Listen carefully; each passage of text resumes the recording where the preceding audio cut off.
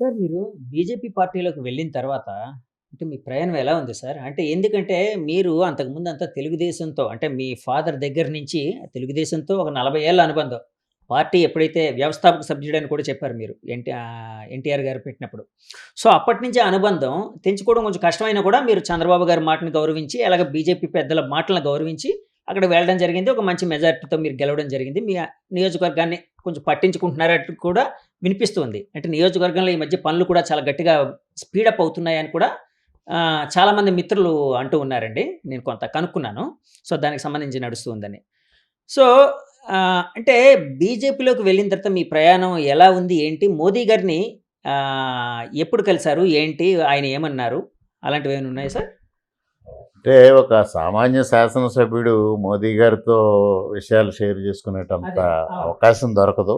మొట్టమొదటిసారిగా నేను వారి ఎన్నికల ప్రచారానికి రాజమండ్రి వచ్చినప్పుడు పురంధరేశ్వరి గారు వారికి పరిచయం చేయడం, ఆల్ ది బెస్ట్ అని వారు అనడం. తర్వాత మరలా అమరావతి వారు పునర్శంకుస్థాపన కార్యక్రమానికి వచ్చినప్పుడు కూడా మర్యాదపూర్వకంగా ప్రోటోకాల్ ప్రకారంగా కలవడం. హ్మ్. అంతే తప్పించి నేను అనేక సందర్భాల్లో మోడీ గారిని కలిసిన సందర్భం లేదు. కానీ ఒక రాజకీయ పార్టీకి ఇందాకే మీకు చెప్పా. ఒక సంక్లిష్టమైన పరిస్థితిలో ఉన్నప్పుడు నాకు మ్యాండేట్ ఇచ్చిన పార్టీ భారతీయ జనతా పార్టీ. చంద్రబాబు నాయుడు గారు వెళ్ళమన్నారా అని మీరు అన్నప్పుడు, చంద్రబాబు నాయుడు గారు నన్ను వెళ్ళమన్నప్పుడు, చంద్రబాబు నాయుడు గారి గౌరవాన్ని కూడా నేను భారతీయ జనతా పార్టీలో కీపప్ చేయాలి. ఆ! ఒకవేళ నేను అక్కడ తప్పుగా ప్రవర్తిస్తే చంద్రబాబు నాయుడు గారి గౌరవానికి కూడా భంగం కలుగుతుంది. అందువల్ల నేను సుశిక్షితుడైన కార్యకర్తగా, ఒక శాసనసభ్యుడిగా ఒక పార్టీ మ్యాండేట్తో ఎన్నికయ్యాను కాబట్టి ఆ పార్టీ సిద్ధాంతాలకు అనుగుణంగా పనిచేయాల్సిన బాధ్యత నా పైన ఉంది. ఆ విధంగానే నేను పనిచేస్తున్నానని నేను భావిస్తా ఉన్నా. భారతీయ జనతా పార్టీ అగ్రనాయకత్వం ఏ కార్యక్రమాలను అయితే నిర్దేశించి నాకు బాధ్యతలు అప్పగిస్తూ ఉందో వాటిని చిత్తశుద్ధితో నేను ఆ కార్యక్రమాలను ముందుకు తీసుకెళ్తున్నాను. సార్ అప్పట్లో భారతీయ జనతా పార్టీకు మీద ఒక ఆరోపణ అయితే ఉండేదండి. అంటే ఆంధ్రప్రదేశ్‌కి సంబంధించినంత వరకు అటు టీడీపీతో, ఇటు వైసీపీతో ఇద్దరితో దోస్తీని మెయింటైన్ చేస్తూ ఉండేవారు బీజేపీ వాళ్ళు. సో, ఎప్పుడు ఎవరి అవసరం ఉంటుందో తెలీదు గదా! అన్నట్టు అంటే ఒక తెలివైన ఒక ఎత్తుగడలాగా అలాగా. సో, అలా ఉండేవారు. ఇట్లాగనే అంటే ఇప్పటికి కూడా అది ఉందా సార్? ఎందుకంటే ఈ మధ్య జగన్ గారు అంటే యాక్చువల్‌గా కేసులున్నాయి గదండీ! దానికి సంబంధించి ఎలాంటి దర్యాప్తు జరగడం లేదు. అంటే పట్టించుకోవట్లేదు సీబీఐ గాని, ఇంకోరు గాని పట్టించుకోవట్లేదని జెప్పి మీ నాయకులు గావచ్చు, అంటే ముఖ్యంగా తెలుగుదేశం పార్టీ నాయకులు ఆరోపిస్తూ ఉంటారు. సో, దీనికి ఏదో ఒక ప్రబలమైన శక్తి అడ్డుకుంటూ ఉందన్నట్టు కూడా కొన్ని కామెంట్స్ చేస్తూ ఉంటారు.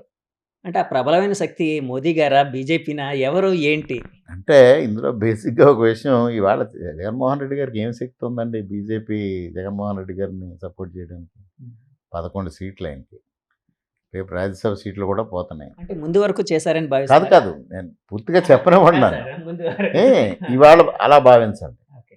2014 నుంచి 2019 వరకు భారతీయ జనతా పార్టీ, జనసేన, తెలుగుదేశం కూటమిగా ఉంది. 2019 నుంచి 2024 వరకు భారతీయ జనతా పార్టీ ఆంధ్రప్రదేశ్కి సంబంధించి ఏ కూటమిలోనూ లేదు. జగన్మోహన్ రెడ్డికి కూటమి లేదు. మరలా ఇవాళ కూటమి ఉంది. ఇంకెలా భావిస్తారు మీరు? ఒకవేళ మీరు చెప్పిందే ఎవరు అవసరం వస్తుంది అనుకుంటున్నారు. ఇవాళ భారతదేశంలో ఏ రాజకీయ పార్టీకైనా, ఏ రాజకీయ నాయకుడికైనా భారతీయ జనతా పార్టీ అవసరం ఉందేమో తప్పించి భారతీయ జనతా పార్టీకి ఎవరు అవసరం లేదు. అందువల్లనే నెక్స్ట్ జనరేషన్ జీఎస్టీ ప్రకటిస్తే జగన్మోహన్ రెడ్డి గారు సై అన్నారు ట్విట్టర్ ద్వారా. వాళ్ళ నాయకులు కాదంటారు. ఇంకో కార్యక్రమం ప్రకటిస్తే, గూగుల్ ప్రకటిస్తే నేనే ముందు ప్రకటించానంటాడు జగన్మోహన్ రెడ్డి. అవునండి. క్రెడిట్ చోరీ చేశారట సార్ చంద్రబాబు నాయుడు గారు, మీ కూటమి వాళ్ళంతానా అయింది. ఏంటి సార్? ఎందుకండి క్రెడిట్ చోరీ చేశారు? అసలు అది క్రెడిట్ చోరీ అనే పదానికి ఆయనకు అర్థం తెలుసా? ఆయనకు అర్థం తెలుసా? క్రెడిట్ చోరీ ఎవరు చేశారండి? 5 సంవత్సరాల పాటు ఆయన హయాంలో ఆయన చేసిన పనులు ఏంటి? అభివృద్ధి కార్యక్రమాలు ఏంటి చెప్పండి? 1 రైతు భరోసా కేంద్రాలు, 2 గ్రామ సచివాలయాలు, 3 విలేజ్ హెల్త్ క్లినిక్లు. ఈ 3 కదా ఆయన కట్టినవి. ఇంకెక్కడా లేవు. అది ఎక్కడి నుంచి వచ్చింది? నరేగా ఫండ్స్ ఎవరివి? కేంద్ర ప్రభుత్వాన్ని.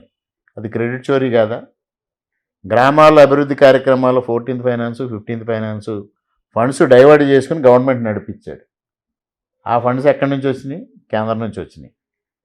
అదేవిధంగా జల్ జీవన్ మిషన్ తీసుకోండి, లేకపోతే ఇంకో సెంట్రల్లీ స్పాన్సర్డ్ స్కీమ్స్ చాలా చూడండి. స్టేట్ గవర్నమెంట్ కట్టాల్సిన షేర్ కట్టకుండా వాటిని తప్పుదారి పట్టించి ఆ డబ్బు అంతా తీసి అవి వాడుకున్నాడు. ఎవరు చేశారు క్రెడిట్ చోరీ? వాళ్ళకు ఉగ్గుపాలతో వచ్చింది ఆ క్రెడిట్ చోరీ అనేది. దాన్ని ఎదరాళ్ళకి ఆపాదిద్దామని ప్రయత్నం చేస్తున్నాడు ఆయన. సార్ గూగుల్ వచ్చిన తర్వాత కూడా అంటే గూగుల్కి సంబంధించి కొన్ని వార్తలు అయితే అప్పట్లో వచ్చాయండి. అంటే సరే క్రెడిట్ చోరీ అనే దాన్ని పక్కన పెట్టండి, దాని క్లారిటీ మీరు ఇచ్చారు కాబట్టి. గూగుల్ వచ్చిన తర్వాత ఉద్యోగాలు అయితే పెద్ద ఏమి ఉండవు, ఏదో వీళ్ళు ఏదో తీసుకుని వచ్చేసాం ఇదేదని చెప్తున్నారు. తర్వాత ఆదాని వాళ్ళకి ఇచ్చారు అని చెప్తూ ఉన్నారు. ఎందుకంటే ఆదాని డేటా సెంటర్ ఇప్పుడు గూగుల్ వాళ్ళు ఆదాని తో కలిసి చేయబోతున్నారు ఆదాని డేటా సెంటర్. సో ఆదానికే నడుస్తుంది, ఆదాని ప్రభ నడుస్తుంది. మోదీ గారు ఉన్నంతకాలం ఆదాని ప్రభ ఈ మన భారతదేశంలో గట్టిగా సాగుతూ ఉంటుందన్న ఇది కూడా వినిపిస్తుంది. అలాగే గూగుల్ డేటా సెంటర్లు ఇవన్నీ వచ్చిన తర్వాత ఉద్యోగ కల్పన అంత అయితే ఉండదు అని అంటూ ఉన్నారు. సో దాని మీద అంటే మీరు ఎక్కువ అందులో లోతుగా విశ్లేషించుంటారు కాబట్టి అడుగుతున్నానండి. అసలు ఎలా ఉండబోతుంది ఏంటి? అలాగే ఆదాని గారికి కట్టబెట్టబోతున్నారా ప్రతిదీ?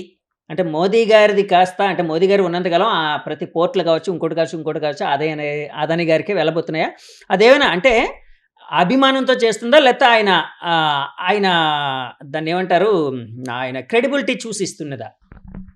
ఇందులో ప్రధానమైనది గూగుల్ అనేది అదొక పెద్ద క్రెడిబిలిటీ ఉన్న సంస్థ ప్రపంచవ్యాప్తంగా. వాళ్ళు ఇక్కడ సంస్థను స్థాపించాలి అంటే వాళ్ళు కండిషన్ పెట్టారు. ఐటీ యాక్ట్లో కొన్ని అమెండ్మెంట్స్ కావాలని. దానికి అనుగుణంగా లోకేష్ గారు వాళ్ళతో మాట్లాడి వచ్చిన తర్వాత చంద్రబాబు నాయుడు గారు ప్రధానికి చెప్పంగానే ప్రధానమంత్రి గారు ఆ ఐటీ యాక్ట్లో అమెండ్మెంట్స్ చేసి వాళ్ళకి ఇక్కడికి రావడానికి అవకాశం కల్పించారు. అంటే దాన్ని ఆహ్వానించడంలో అటు కేంద్ర ప్రభుత్వం ఇటు రాష్ట్ర ప్రభుత్వం కలిసి ఆహ్వానించాయి. తర్వాత వాళ్ళ భాగస్వామ్యం ఎవరైనా ఒక వ్యక్తి ఒక పార్ట్నర్షిప్ని ఎత్తుక్కున్నప్పుడు ఆ partnership capacity, calibre, capability, efficiency ఇవన్నీ పరిగణలోకి తీసుకుంటారా? ఎవరో లేని వ్యక్తిని పరిగణలోకి తీసుకుంటారా? సామాన్యమైన పార్ట్నర్స్ కలిసినప్పుడే. అలాంటిది ఒక ప్రముఖ సంస్థ, ప్రపంచవ్యాప్తంగా పేరున్న సంస్థ, వాళ్ళు ఇక్కడ పార్ట్నర్ని ఎత్తుక్కునేటప్పుడు వాళ్ళ కెపాసిటీస్ వాళ్ళు తీసుకుంటారు. ఆ విధంగా వాళ్ళు సెలెక్ట్ చేసుకుంటారు. ఇక రెండోది ఉద్యోగాలు రావు ఇలాంటివి గతంలో కాంగ్రెస్ పార్టీ అంటే ఈ మాట అప్పట్లో ఐటీ మినిస్టర్గా చేసిన గుడివాడ అమర్నాథ్ గారు అన్నారు. తర్వాత అంటే గూగుల్ డేటా సెంటర్ వచ్చిన తర్వాత 500 ఉద్యోగాలు సంథింగ్ కూడా రావు, 1000 ఉద్యోగాలు కూడా గుడివాడ అమర్నాథ్ గారు ఐటీ మినిస్టర్గా చేసి ఆమ్లెట్లు, కోడిగుడ్లు వీటి గురించి మాట్లాడింది. ఆయన్ని కూడా ఐటీ మినిస్టర్ అనుకుంటే ఎలా సార్ జగదీష్ గారు?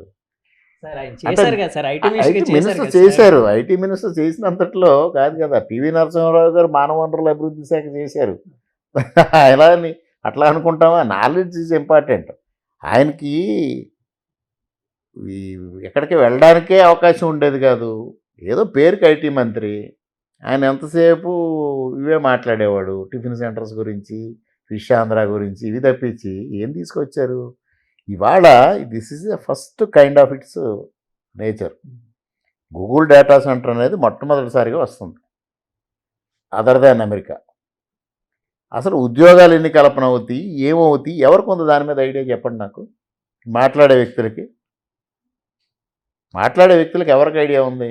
ఇంతకుముందు చంద్రబాబు నాయుడు గారు సాఫ్ట్వేర్ తీసుకొస్తా ఉంటే హైదరాబాదు, అవసరమా ఇది?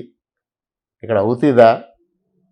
ఏం ఉద్యోగాలు వస్తాయి, ఎక్కడ వస్తాయి అని మాట్లాడిన సందర్భం ఉందా లేదా? ఇవాళ ఎంతమందికి ఉద్యోగాలు వచ్చినాయి? తెలుగువారికి ఎంతమంది దానివల్ల బెనిఫిట్ పొందారు?